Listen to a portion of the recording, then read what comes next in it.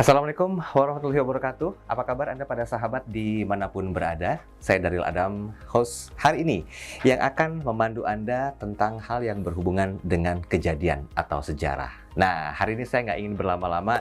Tepat di depan saya sudah ada sosok pelaku sejarah, tapi bukan sejarah yang berhubungan dengan kemerdekaan, bukan sejarah yang berhubungan dengan sebuah penemuan-penemuan yang berhubungan dengan teknologi kah? Tapi ini sejarah yang berhubungan dengan cikal bakal dari ekonomi syariah di Indonesia. Saya tidak ingin berlama-lama, langsung saya akan menyapa beliau. Ini kali kesekian saya ketemu dengan beliau yang sudah familiar dengan kamera, udah nggak asing lagi ya. Assalamualaikum Pak Iwan Poncol. Waalaikumsalam warahmatullahi wabarakatuh. Alhamdulillah. Akhirnya kita ketemu berapa bulan yang lalu ya? Apa? Oh iya, berapa bulan yang lalu. Tapi ini ya, nggak ada perubahan sejarah. Nggak ada. Saya kemarin baru habis trail run di Sentul Kemanisan. 13 kilo pulang pergi. Emang hobi apa sebenarnya? Hobi saya ngajar. Hobi yang kedua lari-larian. Enggak, lari dari kenyataan ya. Lari Okay. dari. Pak Iwan, terima kasih waktunya hari ini. Pak Iwan, kalau kita berbicara masalah sejarah, kan lebih banyak orang Indonesia itu mengenal sosok sejarah pahlawan. Ya. Dunia mengenal penemu. Ada juga yang berhubungan dengan ya banyak hal lah ya. Ya. Tapi yang paling menarik ini sejarah tentang reksadana syariah. Ya. Ini satu hal yang betul-betul banyak orang belum mengerti tentang hal itu. Sedikit dong Pak, sebelum kita bahas masalah sejarah, awal mulanya seperti apa? Sosok Pak Iwan itu seperti apa sih sejatinya? Wah, saya sih orang yang hidupnya mengalir saja. Yang penting hari ini lebih baik daripada kemarin, besok lebih baik hari ini. Itu saja. Saya tidak punya cita-cita yang muluk-muluk mau jadi presiden baru enggak. Mau akhirnya husnul khotimah aja udah sederhana aja lah. Memang itu yang diajarin sama orang tua ya saat itu ya? Ya, didik orang tua dan juga sebenarnya ada didikan lain yang datang dari atas gitu. Ya alhamdulillah. Banyak pihak lah. Pak Iwan, berkecimpung di pasar modal sudah dari kapan? Saya masuk pasar modal tahun 95, waktu itu kan ada undang-undang pasar modal. Kemudian saya diminta oleh Menteri Keuangan, waktu itu pimpinan BUMN, untuk duduk di Dana Reksa. Dan waktu di Dana Reksa, kita bagi-bagi tugas, saya kebagian ngurusin investasi. Nah, waktu bagi tugas investasi, ada pertanyaan sama kita semua nih. Cita-citanya apa? Keluar dari mulut saya mau menciptakan Islamic Mutual Fund. Waktu saya ngomong gitu, saya tidak tahu apa yang namanya Islamic Mutual Fund. Tapi keluar dari hati aja gitu, saya ngomong gitu. Saya keluar, ya udah keluar gitu. Nah, ya, alhamdulillah. Waktu itu Dana Reksa mengelola sertifikat Dana Reksa. Itu mirip seperti Mutual Fund, tetapi aturan mainnya sangat beda sekali. Nah, dari situ karena di Undang-Undang Pasar Modal ada bab tentang reksadana. Maka saya berusaha mengalihkan sertifikat Dana Reksa menjadi reksadana. Dana Reksa menjadi reksadana. Sertifikat Dana Reksa yang ada isinya macam-macam menjadi reksadana yang sesuai dengan undang-undang yang baru. Karena ini kan undang-undangnya kurang jelas nih, ini undang-undang baru ada. Nah, itu satu. Nah, jadi saya masuk tahun 95, tahun 96, setahun kemudian kita berhasil menerbitkan reksadana KIK yang pertama. Yang untuk saham namanya Mawar, yang untuk campuran namanya Anggrek, yang untuk pendapat tetap namanya Melati. Dah jalan. Nah, terus setahun kemudian itu reksadana udah fully subscribe, udah hampir penuh gitu. Kita mau terbitin reksadana yang baru. Nah, terus oleh ketua bapak bilang, ya Dana Reksa jangan ngebut-ngebut gitu dong, yang lain biar kasih kesempatan jalan, ya kan, masa Dana Reksa yang paling besar itu. Saya dalam hati, waduh kalau suruh berhenti susah nih, orang lagi asik-asik kalau suruh berhenti susah.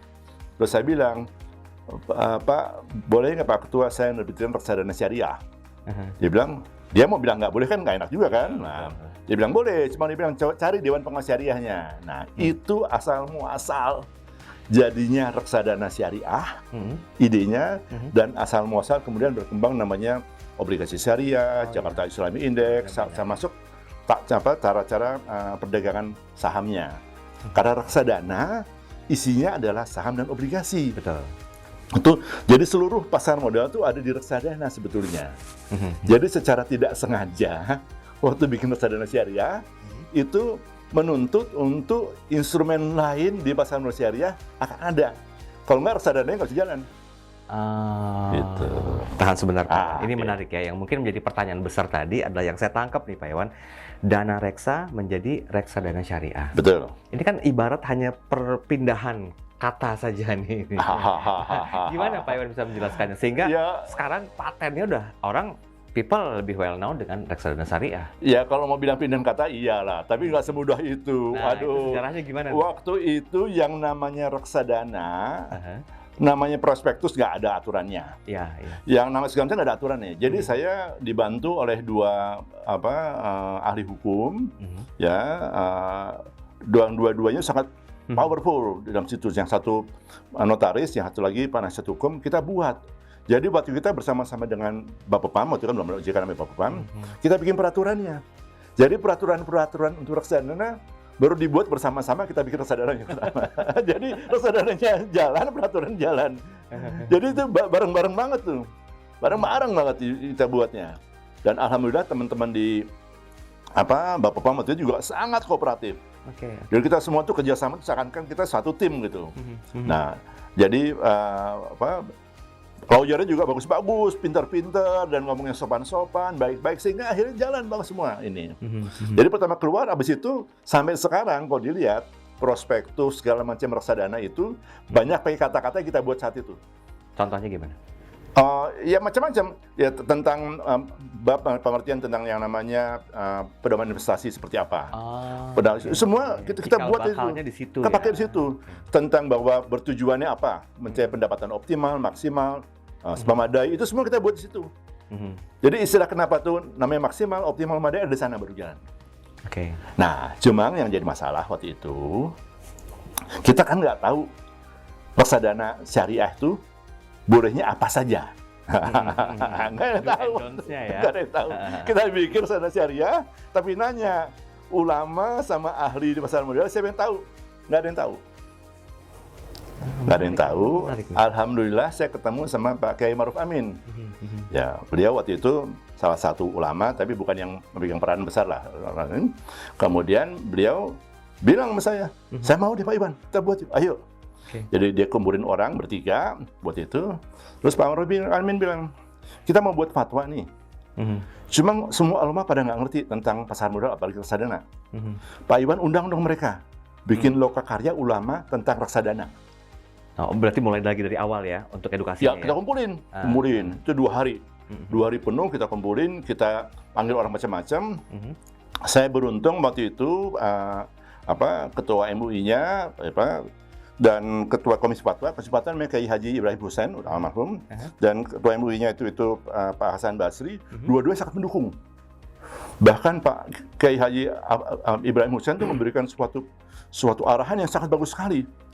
Bahwa yang namanya lembaga keuangan syariah itu kombinasi antara perbankan, asuransi, dan pasar modal.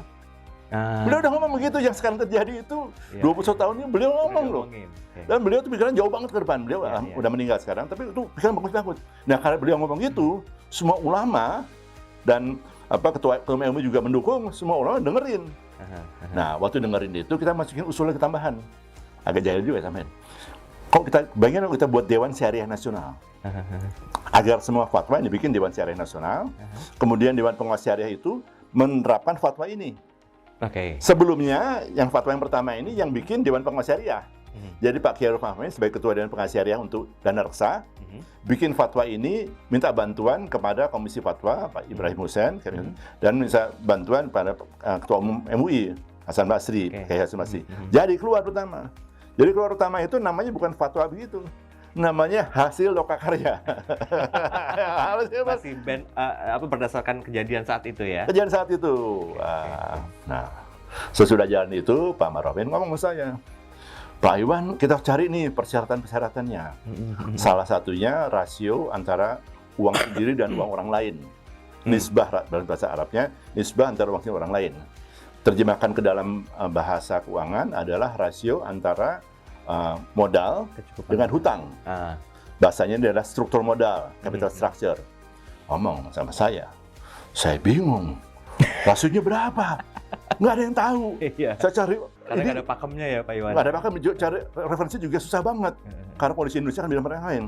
Akhirnya sama teman-teman bikin satu hitungan kasih ke Pak Ma'ruf Amin, dipakai sama beliau. Wow. Angka itu langsung. Saya nanya sama Pak Ma'ruf Amin, mohon maaf Pak Kiai, kalau ini dipakai nanti yang tanggung jawab siapa? Dia bilang gitu, kita kan serahkan kepada ahlinya, Anda kan sampaikan ahlinya, sampai tanggung jawab. Dia bilang gitu, wah mati gua gitu.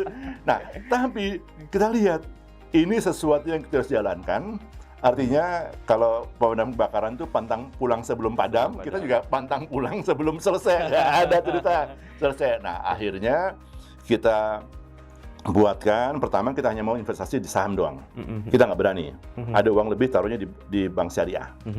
Nah, teman saya Yunino Yahya di Indosat sama ini mencoba bikin obligasi syariah.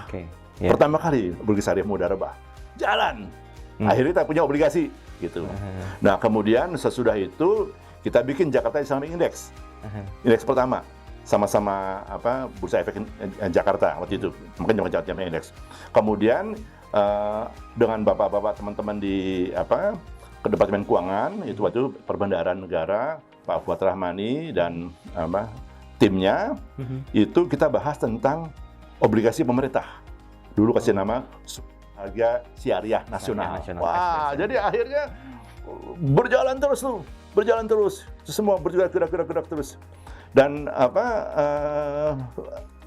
ini semua muncul karena reksadana tidak bisa hidup tanpa adanya obligasi, tanpa adanya saham ya. Jadi obligasi untuk saham dan tidak ada kalau nggak ada cara perdagangannya. Dan juga harus memerlukan daftar efek mana yang boleh. Daftar syariah itu semua kebutuhan dari pengelolaan investasi secara reksadana itu.